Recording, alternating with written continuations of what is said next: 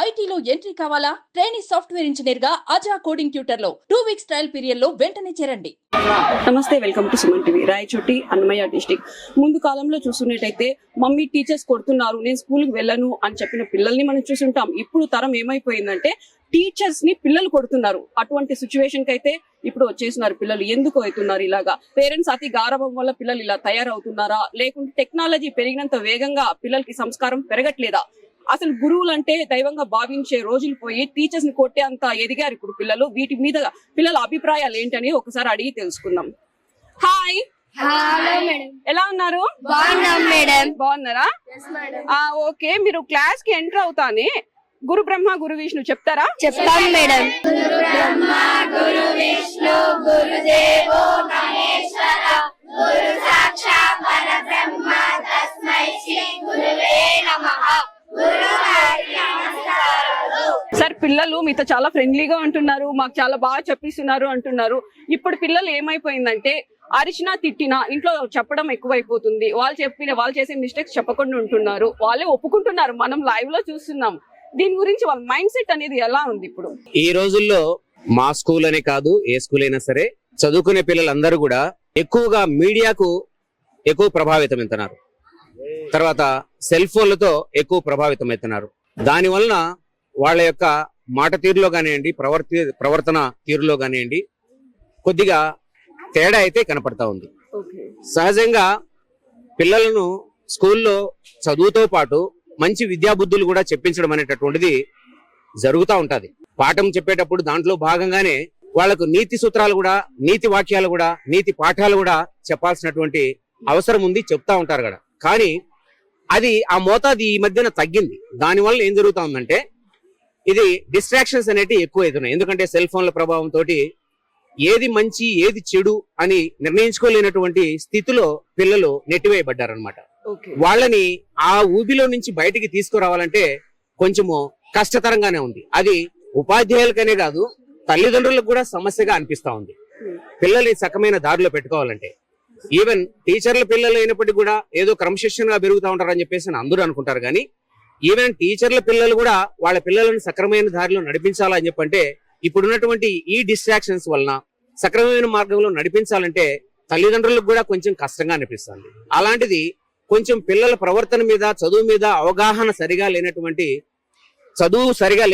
తల్లిదండ్రులు పాపము వాళ్ళ పిల్లల పట్ల సరిగా శ్రద్ధ పెట్టలేనటువంటి పరిస్థితి ఉంది ఇప్పుడు. ఎందుకంటే నిద్ర లేచినప్పటి నుంచి వాళ్ళ పనుల మీద వాళ్ళు వెళ్తా ఉంటారు. కానీ మా పిల్లలు ఎలాంటి ప్రవర్తన కలిగి ఉన్నారు, సరిగా బడికి పోతున్నారా లేదా, సరిగా చదువుతున్నారా లేదా, ఇవన్నీ చూసుకునే అంత సమయము వాళ్లకు తీరిక లేకపోవడం అనేది కూడా ఈ పిల్లలు ఇలా ప్రవర్తించడానికి ఇంకొక కారణమైతా ఉంది. సమాజం మోటివేషన్ అనేది చాలా ఇంపార్టెంట్. అవును మేడం. ఇప్పుడు సమాజంలో పెద్దలు ఏదన్నా తప్పు చేస్తే పోలీసులు శిక్షిస్తారు. అదే ఇంట్లో ఏదన్నా పిల్లలు తప్పు చేస్తే తల్లిదండ్రులు శిక్షిస్తారు. అదే పగలంతా మన స్కూల్లోనే ఉంటారు కాబట్టి మరి స్కూల్లో పిల్లలు చేసేటటువంటి తప్పులను దండించేదానికి ఇక్కడ ఎవరు లేరు అని చెప్పేసి అనకూడదు కదా. ఒక టీచర్లుగా మేము ఉన్నాం కదా, మరి ఆ బాధ్యత ఎవరు తీసుకోవాలి? టీచర్లు తీసుకోకపోతే పిల్లలు తప్పు చేసినప్పుడు వాళ్ళని సక్రమైన దారిలో పెట్టాలంటే ఏదో ఒక రకంగా మంచి చెప్పో, లేదా నీతి మాటలు చెప్పో, లేదంటే మందలించో వాళ్ళని సక్రమైన దారిలో పెట్టాల్సినటువంటి అవసరం ఉంది. మరి ఆ అవసరం మీకు లేదు అని చెప్పనేసి చెప్తా ఉంటారు. కాబట్టి ఇప్పుడు టీచర్లు కూడా ఏమైపోతున్నారు అంటే వాళ్లకు ఫ్యామిలీస్ ఉంటాయి. ఎందుకంటే కొంచెం చొరవ చూపించి నిన్న జరిగినటువంటి సంఘటన రాయచోట్లో ఒక టీచరు మరణానికి దారి తీసిందనమాట. ఆయన ఎలాంటి వ్యక్తి అంటే యాజ్ ఫర్ మైనారిటీస్ కన్సర్న్ సామాజిక స్పృహ కలిగినటువంటి చాలా ద బెస్ట్ టీచర్. ఆయన దారం పెడితే బండిలో పోతా ఉన్నప్పటికీ కూడా తెల్లవారిపోయేటప్పుడు స్ట్రీట్ లైట్స్ వెలుగుతా ఉంటే ఆయనకు మనసు నచ్చదు. బండి ఆపి మరి పోయేసి ఆ స్విచ్లన్నీ అంటే లైట్లన్నీ ఆఫ్ చేసి ఆ తర్వాత మళ్ళీ బండి స్టార్ట్ చేసుకుని పోయేటటువంటి వ్యక్తి.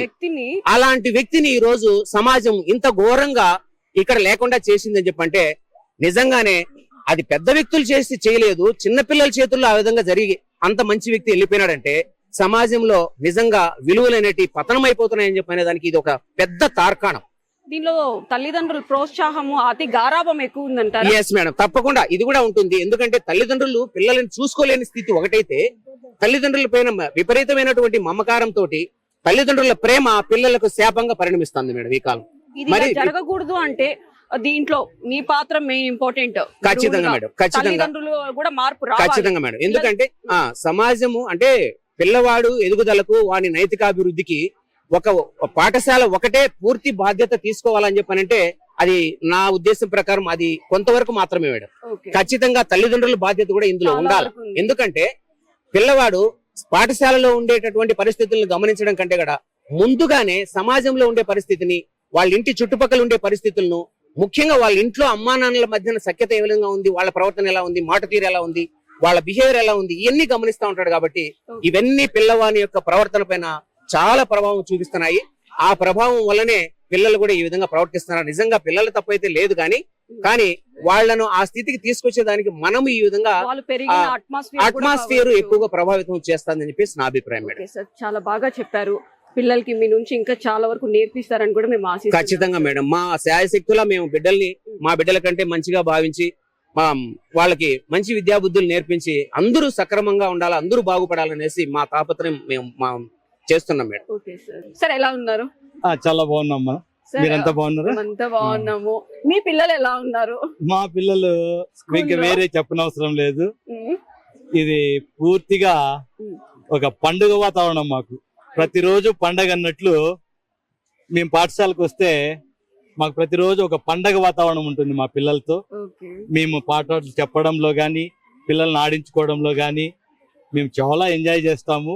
మాకు అసలు పొద్దున 8 కంతా పాఠశాలకు వస్తే ఈవినింగ్ 4:30 ఎట్లా అవుతుందో మాకే తెలియదు. అంత సరదాగా ఉంటాం పిల్లలతో, అంత బాగా ఉంటుంది. అందులో బాగా సంతోషంగా ఉన్న రాయచోటిలో ఒక విషాదం చోటు చేసుకునింది. స్టూడెంట్స్ వచ్చి ఒక టీచర్ ని చంపేయడం జరిగింది. దీని పట్ల మీరు ఏమనుకుంటున్నారు? పిల్లలు పెంపకం పెరిగారు, అట్మాస్ఫియర్ లో పెరిగారు అంటారా, లేకుంటే వాళ్ళ మైండ్ సెట్ ఎలా ఉందంటారు? దీని గురించి మీ అభిప్రాయం? మొదటిగా ఇలా జరగడం చాలా బాధాకరం అండి. చాలా. అది కూడా ఒక ఉపాధ్యాయుడు పిల్లల చేతిలో చనిపోవడం అనేది వినడానికే చాలా కష్టంగా ఉంది. మేమందరం కూడా చాలా బాధపడ్డాము, భయపడ్డాము కూడా. విద్యాబుద్ధులు నేర్పి చక్కగా పాఠాలు చెప్పి పిల్లల బంగారు భవిష్యత్తుకు బాటలు వేసే ఒక ముఖ్య సూత్రధారి ఉపాధ్యాయుడు. అటువంటి ఉపాధ్యాయుడే పిల్లల చేతిలో చనిపోవడం అనేది మా ఉపాధ్యాయులం ఎవరు కూడా జీర్ణించుకోలేకపోతున్నాము. ఇది మొత్తం ఉపాధ్యాయ లోకానికే తీరని నష్టము. ఈ వార్త అనేది ఎప్పుడు కూడా మమ్మల్ని వెంటాడుతూనే ఉంటుంది. మాకు చాలా కలత చెందినాము. మరి ప్రస్తుత సమాజంలో ఈ గ్లోబలైజేషన్ వల్ల, ఈ మార్పు వల్ల విపరీతమైన పోకడలు, తల్లిదండ్రులు ఎంతవరకు పిల్లలను స్కూల్లో చేర్పించడం వరకే వాళ్ళ బాధ్యత అనుకుంటున్నారు. స్కూల్లో ఉన్నంత వరకు మా బాధ్యత పిల్లల్ని క్రమశిక్షణలో పెట్టడంలో కానీ, అవి ఇవి చూసుకోవడంలో కానీ, ఒకసారి ఇంటికి వెళ్ళిన తర్వాత పూర్తిగా ఆ బాధ్యత అంతా తల్లిదండ్రుల మీద ఉంటుంది.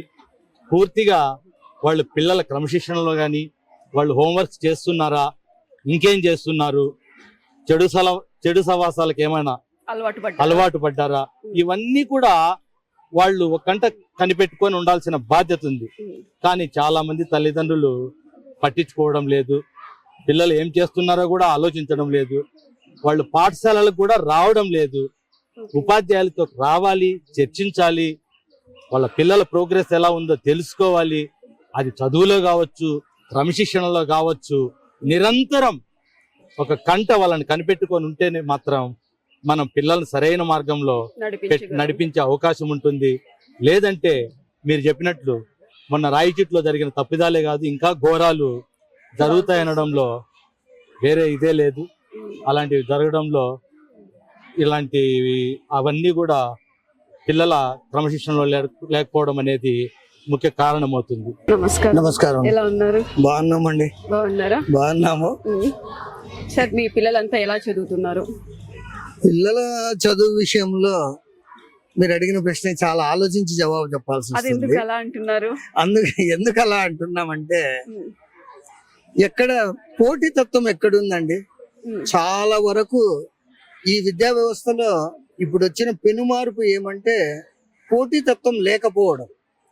అంటే గత 10 లేదా 15 సంవత్సరాల ముందుకు ఈనాటికి ఈ పోటీతత్వం చాలా మృగ్యమైపోయింది. 10 సంవత్సరాల ముందు నేను ఒక పాఠశాలలో పనిచేస్తుంటే ప్రతిరోజు నేను ఒక రెఫరెన్స్ తీసుకోవాల్సి వచ్చేది. ఎక్కడ అంటే నాకు చేతనైనంతగా ఒక పుస్తకాల్లో కానీ వేరే వాళ్ళని అడిగి తెలుసుకోవడంలో కానీ బీ ఓపెన్.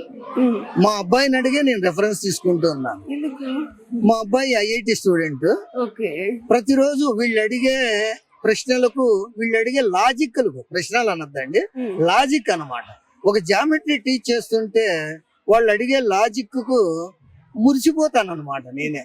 అయ్యో ఇంత బాగుందా, అవును కదా చందు, కరెక్ట్ రా చెప్పాను, నువ్వు చెప్పింది చాలా కరెక్ట్, నేను ఈ రోజు చూసి రేపు ఉదయం నీకు చెప్తాను అని చెప్పి ఆ రోజు రాత్రి ఫోన్ మీదనే మా అబ్బాయిని అడిగి అతని దగ్గర రెఫరెన్స్ తీసుకొని మరుసటి రోజు ఉదయం పాఠశాలలో పోయి చెప్తే వాళ్ళు ఆనందంతో పరవశించిపోయేవాళ్ళు.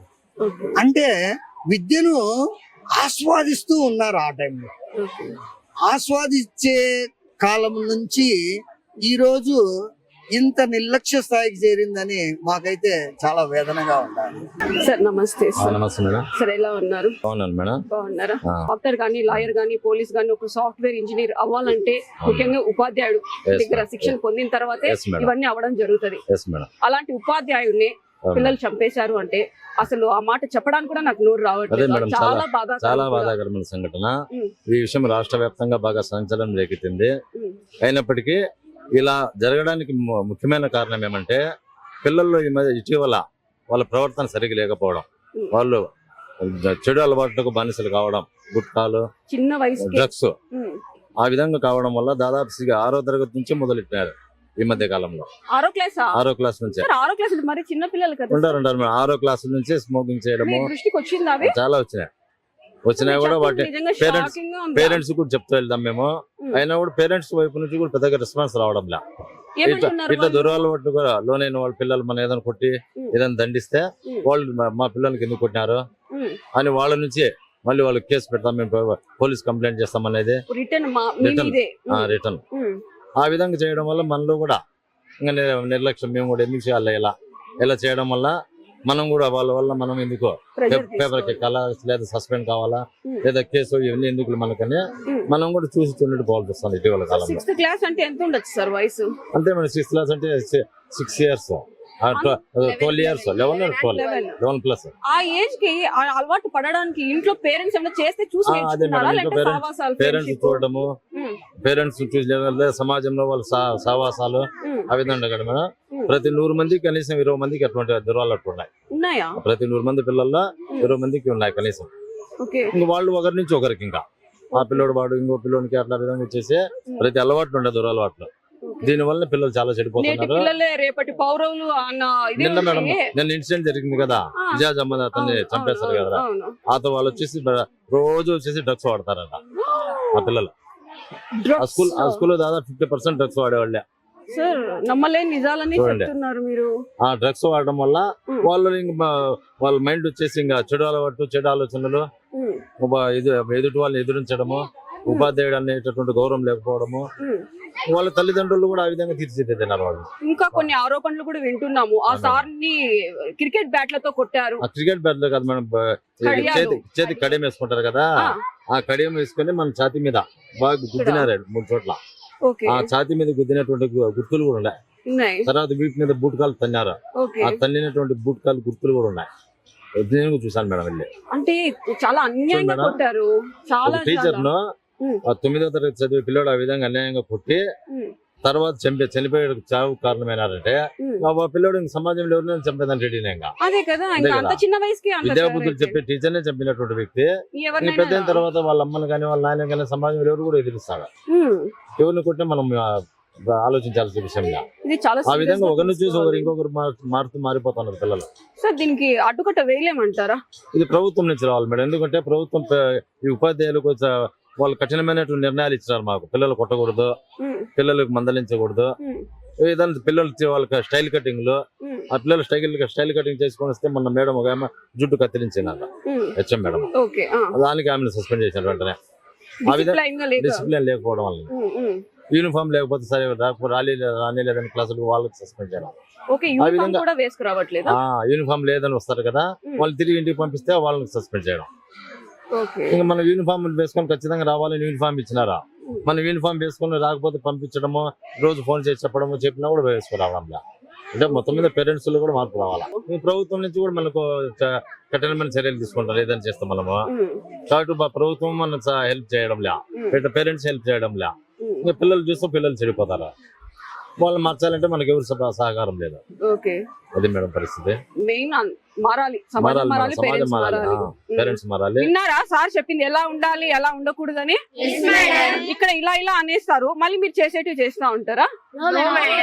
వింటారా మీ సార్ చెప్పినట్టు? ఇప్పటి నుంచి మంచి పిల్లలుగా మారుతారా లేదా?